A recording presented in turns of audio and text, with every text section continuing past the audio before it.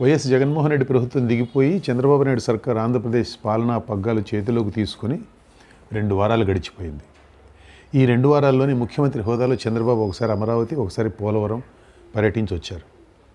ఆయన ప్రాధాన్యాలను ఈ పర్యటనలు తెలియపరుస్తున్నాయి. నవ్యాంధ్ర ప్రగతిలో ఈ 2 ప్రాజెక్టులకు ఉన్న ప్రాముఖ్యత అందరికీ తెలిసిందే. అయితే దురదృష్టవశాత్తు జగన్ ఈ రెండింటి విషయంలో కూడా దుర్మార్గంగా వ్యవహరించారు.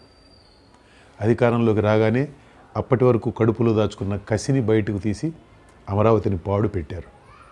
అదే సమయంలో వద్దు మొర్రో అని ఎంతమంది మొత్తుకుంటున్నా వినకుండా పోలవరం కాంట్రాక్టర్ను మార్చి ఆ ప్రాజెక్టును కూడా పనికి రాకుండా చేశారు.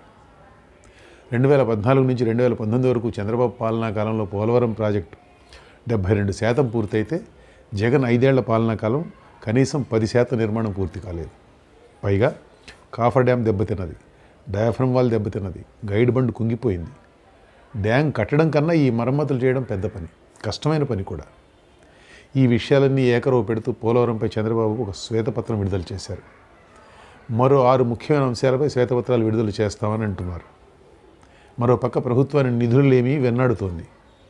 కనీసం 2 ఏళ్ల పాటు టీడీపీ ప్రభుత్వం కూడా అప్పుల వేటలో ఉండాల్సిన అవసరం కనబడుతోంది. కొత్త ప్రభుత్వం రుణాలు తేవడాన్ని ప్రస్తావిస్తూ చంద్రబాబు సంపద సృష్టిస్తారంటూ వైసీపీ అవహేళన చేస్తున్నది.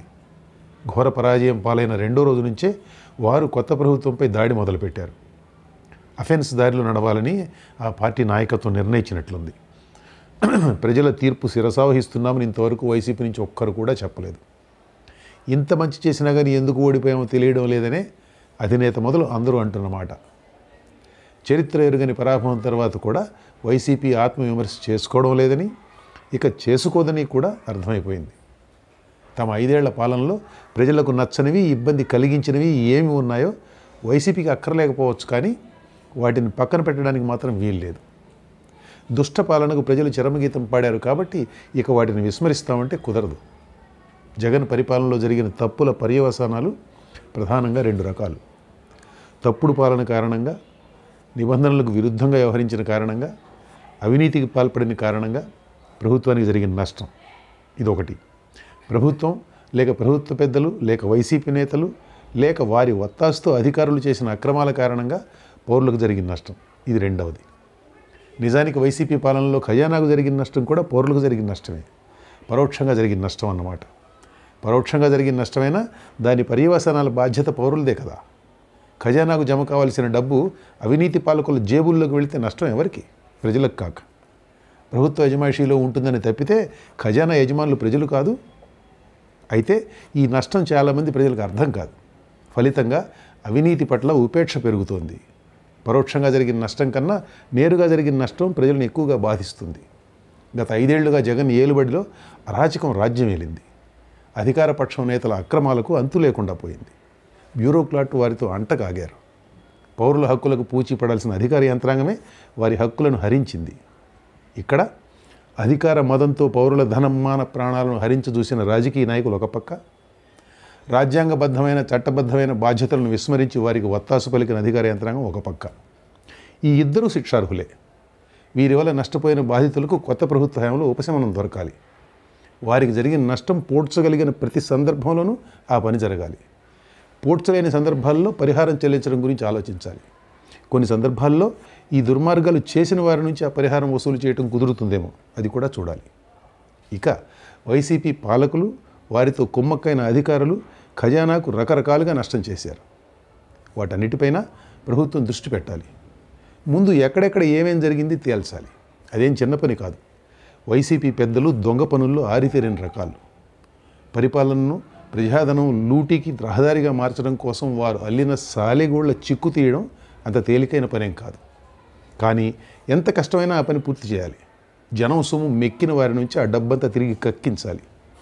తప్పులు నేరాల స్థాయికి వెళ్ళిన సందర్భాల్లో బాధ్యులను న్యాయస్థానం ముందు నుంచోబెట్టాలి. ఈ పనులన్నీ చేయడానికి పెద్ద యంత్రాంగమే కావాలి. ఇప్పుడున్న పరిస్థితుల్లో రెగ్యులర్ యంత్రాంగానికి ఈ కార్యక్రమాలు అప్పగించడం సరైన పని కాదు. నా సూచన ఏమంటే దీనికి ఒక కమిషన్ వంటి యంత్రాంగం ఏర్పాటు చేయాలి.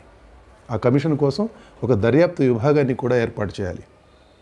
వ్యక్తులకు జరిగిన నష్టం, ప్రభుత్వానికి జరిగిన నష్టం, ఈ 2 కేటగిరీలను ఒకే కమిషన్కి అప్పగిస్తారా లేక 2 కమిషన్లు అవసరం అవుతాయన్నది చూడాలి.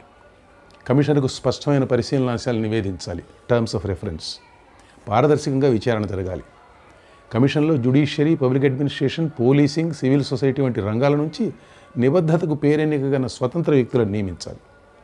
సర్వీసులో వృత్తి ధర్మానికి, నిజాయితీకి కట్టుబడి పనిచేసిన ఒక మాజీ ఐపీఎస్ నేతృత్వంలో దర్యాప్తు విభాగం ఏర్పాటు చేయాలి.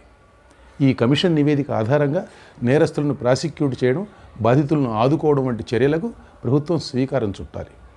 నిజానికి చంద్రబాబు ప్రభుత్వం ఈపాటికే ఈ దిశగా చర్యలు ప్రారంభించి ఉండాల్సింది.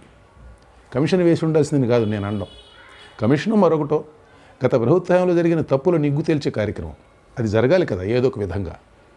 తప్పు చేసిన వారిని బోన్లో నుంచోబెట్టడం ఎంత ముఖ్యమో, బాధితులకు న్యాయం చేయడం కూడా అంతే ముఖ్యం. జరిగిన తప్పుల్లో భాగస్వాములైన కారణంగానో, మరో కారణంగానో వైసీపీని వెనకేసుకొచ్చేవాళ్ళు అధికార యంత్రాంగంలో చాలామంది ఉన్నారు. జరిగిన తప్పుల రికార్డులను వారు కాస్త అటు ఇటు చేయకుండా ఉంటారని గ్యారంటీ లేదు. అవినీతిలో పాలు పంచుకున్న వారు శిక్ష నుంచి తప్పుకోవడానికి మరో తప్పు చేయకుండా ఎందుకుంటారు? కాబట్టి వీలైనంత త్వరగా రంగంలోకి దిగడం మంచిది. అవినీతికి, అక్రమాలకు పాల్పడిన రాజకీయ పాలకులను, వారికి వంతపడిన అధికారులను బోనెక్కించాలి. ఈ పనికి పూనుకోవడం కక్ష సాధింపు కిందకు వస్తుందని ముఖ్యమంత్రి చంద్రబాబు భయపడుతున్నట్టున్నారు. కాదు, పూనుకోకపోవడం బాధ్యతను విస్మరించడం కిందకు వస్తుంది. గత ప్రభుత్వ హయాంలో జరిగిన అవినీతికి, అక్రమాలకు బాధ్యులను తేల్చడం ప్రస్తుత ప్రభుత్వం బాధ్యత. అప్పుడే జవాబుదారీతనం అనేది ఉన్నట్లు. ప్రజాధనాన్ని లూటీ చేసిన వారు, ప్రజల హక్కులను కాలరాసిన వారు దానికి మూల్యం చెల్లించాల్సిన పరిస్థితి లేకపోతే అరాచకాలు ఎందుకు ఆగుతాయి?